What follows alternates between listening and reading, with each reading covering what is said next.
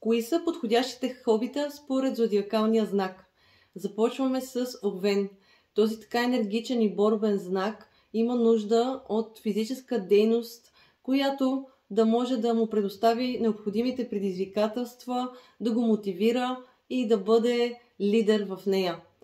Това са всякакъв тип дейности на открито, като планинско картерене, това да бъдат планински водачи, всякакъв вид бойни изкуства, дори някои от колективните спортове също са подходящи, като футбол, волейбол, баскетбол, хандбал, тъй като там овенът може да бъде лидер, да бъде мотиватор и да бъде движеща сила за съотборниците си. Що се отнася до телците, те са артистични натури, които имат нужда да бъдат в непрекъснат допир с природата. Те имат много тясна връзка с нея. За тях е най-подходящо да се занимават с градинарство, с свирене на музикален инструмент, дори фотография. Някои от най-добрите фотографии и живописци всъщност има доста телешки черти в наталните си карти, тъй като могат да предложат на публиката своя поглед над природата. Близнаци. За тях най-подходящи са писането, клубовете по интереси и заниманията, в които могат да се отдадат на социални контакти и общуване.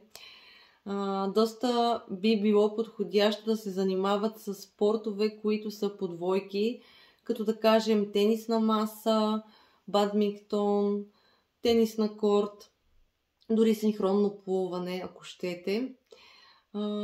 Също така всякакъв тип дейности, в които те могат да научат нови неща, да разчупят начина си на мислене и да предизвикат ума си, който така или иначе е остър като бръснач.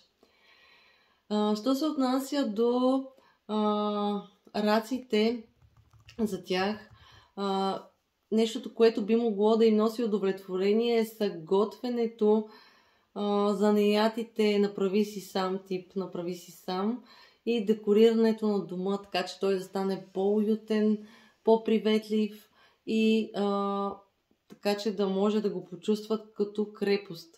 Моя дом, моята крепост. Това е нещото, което им носи пълно вътрешно удовлетворение и хармония със себе си. Лъвовете, за тях най-подходящи са сценичните изкуства и лидерските дейности, като да кажем клубове, в които могат да упражняват театрално изкуство, навсякъде, където могат да се изявяват като лидери, да бъдат оценявани и да получат заслужените аплодисменти. Най-изявено и мотивиращо за тях е когато участват в всякакъв тип организационни събития. Организиране на сватби, организиране на кръщанета или на импровизирани партита, например. За всичко свързано с забавлението и не на последно място заниманията с дечица. Що се отнася до девите, за тях най-подходящи са йогата. Тук отново имаме елемента на организация, защото една дева може перфектно да организира мероприятия. Тук не говорим само свързани с забавленията, а да кажем организация на пътуване, организация на служебно мероприятие. Пак това би било удовлетворяващо за девата. Везни. За тях хармонията и красотата са в центъра на Вселената им. Всякакви изложения на картини, на изкуство, скулптури, галерии са подходящо хоби. Не е изключено да имат афинитет и към гледането на модни ревюта, да дори международни събития, свързани с изкуството, красотата и хармонията. Скорпиони, за тях този мистичен и загадъчен знак предпочита да се задълбочи в нещото, което прави с удоволствие, като тук идват мистериозните романи, да кажем, дори проучвания научни биха могли да се задълбаят и това да го ползват за хоби. Също така окултна литература, окултни занимания будят доста голям интерес у скорпионите. Друго по-интересно за тях е може би да кажем всяко едно предизвикателство, което ги кара да изпаднат в крайност. Да заложат всичко и да получат всичко или нищо.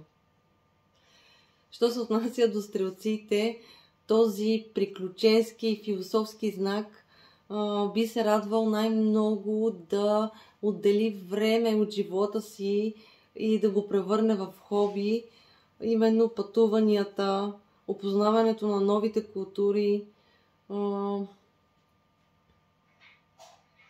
приключенски спортове също така са доста подходящи и това е нещо, което може да задоволи любопитството и интелектуалната будност на стрелците. С Козирог за тях хобито е сериозно ангажиращо.